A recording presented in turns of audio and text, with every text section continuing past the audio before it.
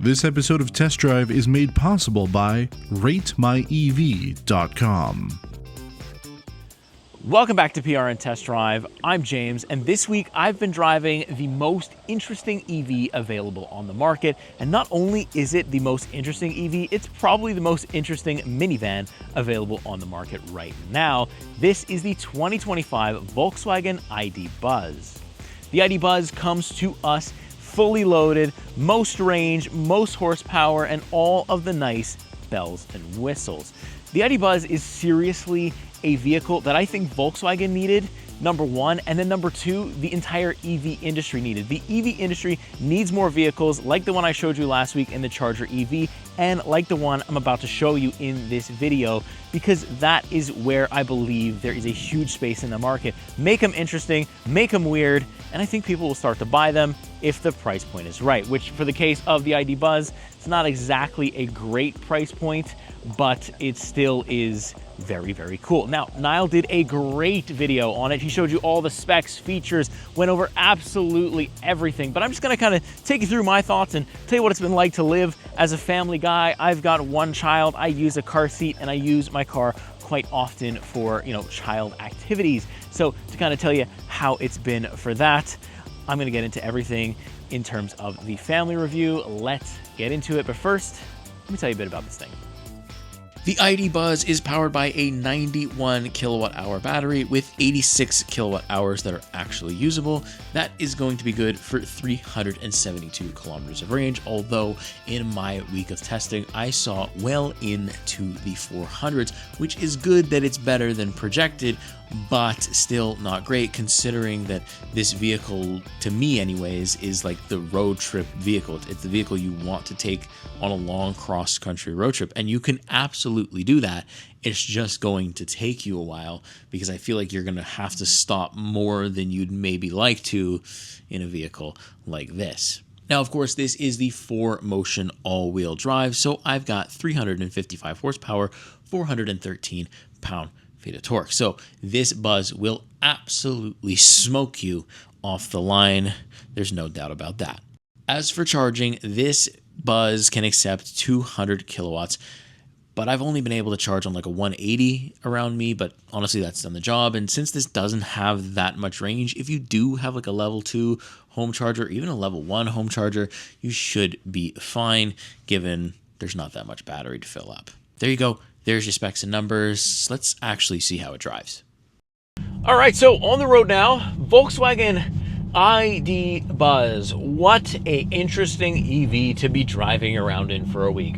Probably one of the coolest EVs I've ever seen, possibly ever. I don't know. I think it's just, a lot of people seem to share that opinion. They don't even know it exists. But how is it to drive? So spending a week with this thing has been quite easy actually, because while the range isn't that great, I don't have a long commute to the office. I don't have a long commute to drop this car off. I don't have anything. My commutes are very short. I'm very well placed and located for pretty much everything I have to do when it comes to getting groceries, you name it. I've got it. So the range really hasn't bothered me all that much. I've been able to live with 400 kilometers of range is plenty for me. I just worry a little bit about, if I ever needed to do longer, take a road trip, or if I wanted to go camping or something, dirt road, middle of nowhere, how far is that trip? The anxiety at that point would probably start to creep in a little bit. And unless, you have space in here to carry a generator, of course, but it would be one of those things where I'd always have to make sure I'm kind of close to some type of charger just in case, which is not always the greatest thing, especially for what this is. But in terms of just getting around town in comfort, very good. I'm basically always in comfort or eco mode. It's very comfortable as well. No issues there. The steering feels good. The handling feels all right. Exactly what you'd expect from a minivan, because although Volkswagen maybe doesn't want this marketed as a minivan, it is very much a minivan, but it is the coolest minivan that you could get. So if I had to drive around in a minivan forever, it would be the ID Buzz, because it is just very cool. But look, make no mistake, this ID Buzz, this minivan can absolutely move, because after all, it's an EV and it has, you know, that EV instant torque. So let's do something I pretty much only do when I'm filming these videos with these kind of cars. Let's put it into sport mode here, and let's give it some beams. Let's see what it's got. Oh yeah, it's gone. It's gone. I'll smoke anybody off the line, you name it. I'll smoke them. Unless it's another EV that has more horsepower, gas cars are finished. They can't even keep up with me. I'm gone before they even know what's happening. And I'm in a Volkswagen ID Buzz. That's been something fun to do, is just put it in sport mode next to somebody who, you know, thinks they're going to take off and just absolutely gap them in a Volkswagen ID Buzz. It is the most satisfying thing ever. So as the rain like starts to pour down, I actually wanted to talk about visibility, so that's just perfect.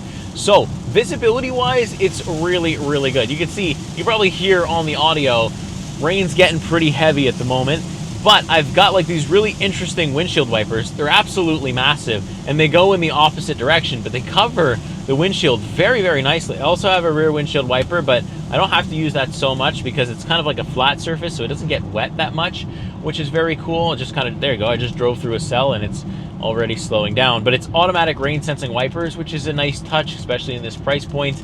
I like that I have kind of the windows and the A and B pillars. The only thing is, it is a big adjustment to drive this thing daily because this dashboard continues forever. It just goes and goes and goes. And so I sometimes feel like I'm sitting in the middle of the car, like way too far back. So I'm either too far forward in a parking spot or not far enough. So it's like I have to use the 360-degree camera, but they're just not great. Like I feel like I've had flip phones that have had better quality than those cameras. It's something that Volkswagen, if they continue to put this Buzz on the road, they seriously need to address. They need to upgrade it, because when you're driving a big vehicle like this, the 360-degree cameras are very, very important, and they're just not good enough here. It's just, I'm using my mirrors and the parking sensors are actually more help than the actual camera is. So, you know, that doesn't tell you something. I don't know what will, but yeah, it's a big vehicle, but it's also an awkward one a little bit to drive. So you want to keep that in mind, that you're gonna have to adjust to it a little bit. But overall, I don't really have any big blind spots. I can see out the mirrors very well. I can see out the back window very, very nicely, so no issues at all there. In terms of ride quality, I've been, you know, driving on these Quebec roads. I've hit some garbage roads, but it's overall been very good. I think I could do a relatively longer road trip in this thing without having my back give out or really, you know, having a headache from bouncing around or anything like that. It's very well controlled. It's very well damped for a heavier EV, and I do like Volkswagen's adaptive damp and all that stuff. So that is all doing very, very well, and its job as intended. The one thing I do find myself missing is that rear view digital mirror. I think it could have benefited from it, although, like, you know, whenever my daughter's on the car, it would just make visibility that much easier and that much better, because sometimes when I look through this rear view mirror, it feels like I'm looking at the back of through the back of a football field or something along those lines. So it would have been just nice to have this rear view mirror. Kind of takes away the need to like really look that deep into the cabin, but it's kind of the same feeling as a normal 3-row SUV or any minivan that doesn't have it. It just would have been nice to have been a plus, given the amount Volkswagen wants you to pay for this thing. So in terms of driving overall, it's actually pretty easy. The turning radius is a little you know, you just really have to get used to how this thing handles and drives, and then you'll be fine. And honestly, it took me a couple of days, and I was completely, you know, on pace for what you need to do to drive one of these things. So let's talk a little bit about interior. I mentioned the back seat, plenty of room. Third row, plenty of room. I fit in all rows, absolutely no issue. The seats here in the front are heated and ventilated. They're also massaging for the passenger and the driver, and the second row has heated seats as well. And these two armrests really add to the overall comfort. And like I said, I can get a massage if I want to, but it's not really a feature I use too much. Moving on to the door controls, they are a little bit annoying because there's only 2 buttons for the windows, so I have to press rear and then roll down the rear, but sometimes it doesn't work, so I end up rolling down like one of the front windows when I wanted the rear, and then I'm pressing it and waiting for it to light up. It's just too simple. It's just too annoying. They could have easily put 4 switches here and it would have been fine. Same thing with like the child lock control, like just the way that you adjust your mirrors. It's all like slow, and I didn't like it at all. And thank goodness the mirror adjustment's only really something you have to use once, because this thing has memory seats, so you just kind of set it, forget it, and that's fine. But like, if you ever have to adjust this thing on a regular basis, it's annoying. I don't like these controls. It's the same thing for the lighting controls. It's touch stuff. I mean, at this point, I would have taken those controls in my infotainment instead of having to deal with it here, because I think it's way worse as like a sort of physical button. When it comes to the steering wheel, it's your standard Volkswagen steering wheel, and it has those haptic feedback buttons, which I don't love, but I also don't completely hate. I hate the door controls a lot more, but these are livable. Sometimes you end up touching something or grazing something you don't really want to, but that's about the extent of it. It's very easy to understand and use. Got media controls, and I've got my cruise control options on either side, so pretty straightforward. I also have the gauge cluster that's mounted to the steering wheel column. You saw something like that in the ID4. So no matter where you move your steering wheel, you'll always have a good visibility of your gauge cluster. In terms of like themes of the gauge cluster, it doesn't really change with sport mode or anything, but you can kind of have like a simplified view or a more complicated view, which shows you range and different things like that. I just kind of keep it in the complicated view. I kind of like to see everything. Got an interesting little gear selector. You kind of just twist it and turn it to get it to where you want to go. Saves a lot of space in the center console, so no really big complaints there. I do have regenerative braking. I'm in the B mode, so it will kind of bring your car to like a creep, and it's sort of one pedal driving. I'll take it. I don't mind it at all. I also have USB-C ports absolutely everywhere. I've got them in the doors in the back. I've got them, the passenger door has one. I've got two right in front of me, as well as a wireless phone charger, which is very, very nice. I like the overall color I like the tan interior. I also would maybe prefer the white one, but obviously if you have kids, you don't really want the all-white interior. The tan or just like a black one or something would probably go a little better with children, so I think the tan interior is a nice touch. I like the little yellow accents as well. Infotainment-wise, it's the same one that I saw on the Golf R, so I'm quite familiar with this one in terms of just how to use it. It's a better, more refined look than what we're used to seeing from Volkswagen Infotainment, but it's not there yet. I still think you have to sit down with it and play with it.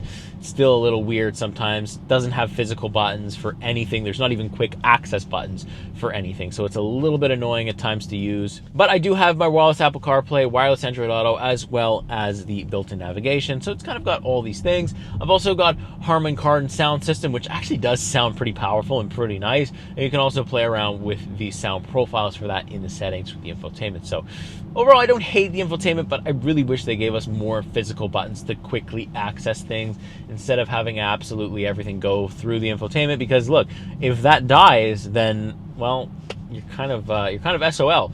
A little bit lower from the infotainment screen though, you do have controls for the automatic sliding doors, which is very nice. You got a little cup holder compartment that slides in and out. You've also got a removable center console. Removable means I can move it anywhere in the car, kind of.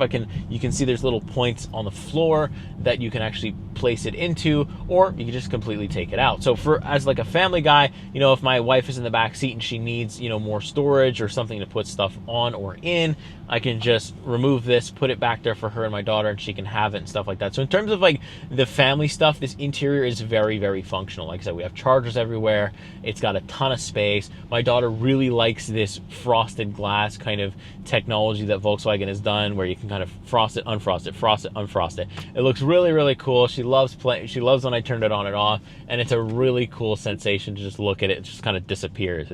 It's really weird the first couple times you look at it, but I really like that. Like to see it on more cars. Replaces the boring sunshade, so you know, I like that as well.